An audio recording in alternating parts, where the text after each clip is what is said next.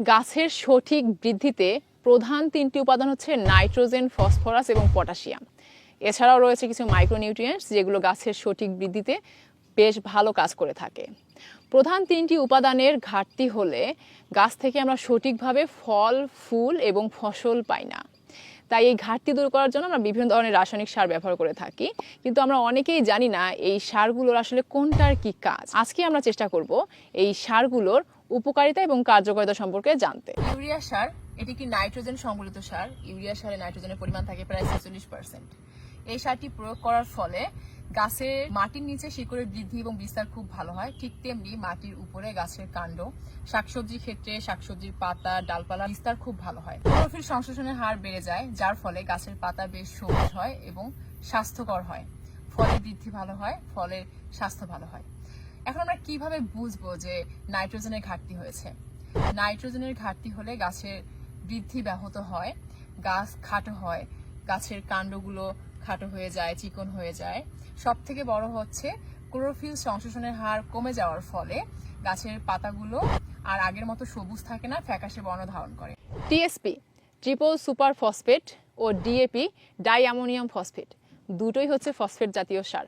দুটোতেই ফসফরাসের পরিমাণ থাকে 20 ভাগ। টিএসপিতে ক্যালসিয়াম থাকে 13 ভাগ এবং গন্ধক থাকে 1.3 ভাগ, এবং ডিএপিতে ফসফরাসের সাথে প্রায় 18% নাইট্রোজেন থাকে। তাই ডিএপি জমিতে প্রয়োগ করলে বিঘা প্রতি 5 কেজি ইউরিয়া কম প্রয়োগ করতে হয়। এখন কথা হলো, এই ফসফরাসের কাজ কি? ফসফরাসের প্রধান কাজ হলো এটি কোষের বিভাজনে অংশ নেয়, তাই শেকড়ের বৃদ্ধি, গাছের বৃদ্ধিতে এটি অংশগ্রহণ করে থাকে।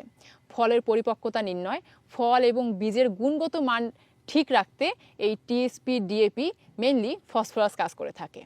এখন কিভাবে বুঝবো যে ফসফরাসের ঘাটতি হয়েছে এবং আমাদেরকে টিএপি বা ডিএপি প্রয়োগ করতে হবে? প্রথমত, এটি যেহেতু গাছের বৃদ্ধিতে অংশগ্রহণ করে, তাই এর ঘাটতি হলে গাছ সঠিকভাবে বৃদ্ধি হয় না, শেকড়ের বৃদ্ধি হয় না, ফলে গাছ ঠিকমতো খাবার তৈরি করতে পারে না। অনেক সময় দেখবেন কিছু কিছু গাছের পাতা কুকড়িয়ে যায়, পেঁচিয়ে যায়। এই টিএসপি বা ডিএপির ঘাটতি হলে, ফসফরাসের ঘাটতি হলে এই গাছের পাতা এইভাবে কুকড়িয়ে যায়। অনেক সময় দেখবেন পাতাগুলো বিবর্ণ হয়ে যায়, বোটার কাছে একটু ব্রোঞ্জের মতো রং হয়, লালচে রং হয়, পাতার অপর পাশে একটু নীলাভ সবুজ বর্ণ হয়।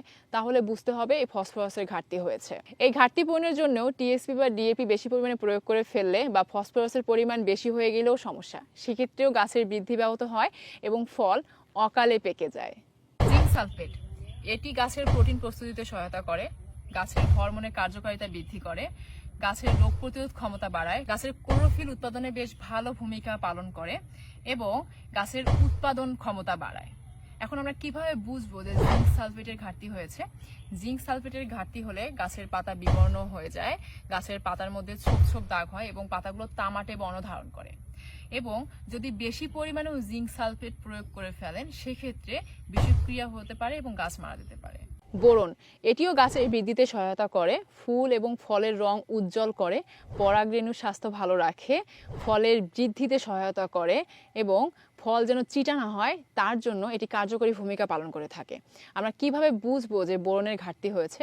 অনেক সময় দেখবেন ফল ফেটে যায়, ঝরে পড়ে, ফল ঠিকমতো গাছে ধরে না, গাছের বৃদ্ধি ব্যাহত হয়, গাছের কাণ্ড ব্যাহত হয়, তাহলে বুঝতে হবে বোরনের ঘাটতি হয়েছে। বোরন মেইনলি কাজ করে ফলের বৃদ্ধি, বিকাশ এবং এর ঝরে পড়া রোধে। তবে একটা জিনিস মাথায় রাখতে হবে, অবশ্যই এটি বেশি পরিমাণে দেয়া যাবে না। বেশি পরিমাণে দিলেও কিন্তু গাছের ক্ষতি হবে, ডগার ক্ষতি হবে। এমওপি বা পটাশ, পটাশিয়াম হচ্ছে গাছের পাতার ক্লোরোফিল তৈরির অবিচ্ছেদ্য একটি অংশ। এছাড়াও এটি গাছের ভিতরে শর্করা তৈরিতে বেশ ভালো কাজ করে থাকে এবং গাছের ভিতরে খাবার পরিবহনের জন্য পথকে সুগম করে। এই পটাশ গাছকে পোকামাকড়ের হাত থেকেও রক্ষা করে থাকে। এটি গাছকে করে শক্ত, যার ফলে যখন অতিরিক্ত খরা হয়, গাছ খরাতেও বেশ ভালোভাবে টিকে থাকতে পারে। এই পটাশ নিয়ে খুব সুন্দর একটা ছন্দ আছে, সেটা হচ্ছে, আমার নাম পটাশ, আমি কথা বলি ঠাস ঠাস, আমি গাছকে করি শক্ত, কৃষক আমার ভক্ত।